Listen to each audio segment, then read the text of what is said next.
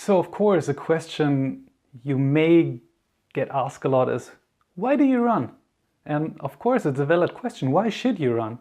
Especially I get asked this from a lot of people that are just lying on their couches and eating potato chips. And of course, I like to do that as well, but I also love running, as I told you. So the simple answer might be, maybe you're just smarter than them. Let me explain what I mean. It has been known for some time that exposure to load triggers various factors that can make you smarter. For example, in 1996, Nieper and his colleagues investigated the relationship between the voluntary activity of rats and wheels, because analyzing human brains is often out of the question here for obvious reasons, so one takes something that is easy to examine and relatively comparable, and the formation of two important factors for the brain. And those are the brain-derived neurotrophic factor, that's the BDNF, and the nerve growth factor, the NGF. Both factors support many important brain functions. The concentration of the two factors increased significantly after 2, 4, and 7 nights of voluntary exposure.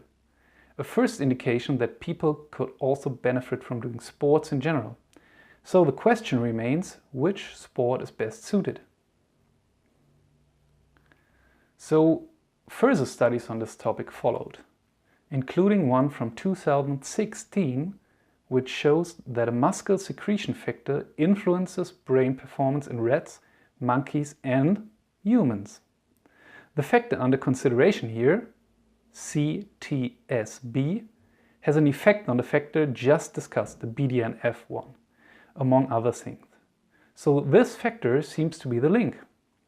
For a very basic consideration, however, it is important to note that further studies continuously come to the conclusion that sport, especially running, is good for the brain.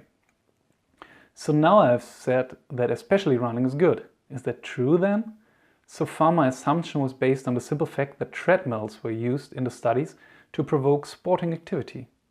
What would have happened if the rats had been given small weight benches? And I like weight benches as well, so if you have a video of mice or rats on weight benches, please send them to me. Of course, something like this was also examined. So a study also concluded in 2016 that A, aerobic exertion, such as running for example, has positive effects on brain structure and function. HIT, or high interval training, such as short sprints for example, Tabata, you may have heard of that, had a small but non-significant effect on the measured factor. Strength training has shown no measurable effects on the brain. So please remember, right now we're talking about the brain. Of course, you get stronger from weight training, you get faster from sprint training, but it seems like you get the smartest when you just run. You still want to know what happened to the weight benches and the rats, don't you? Okay, I'll tell you.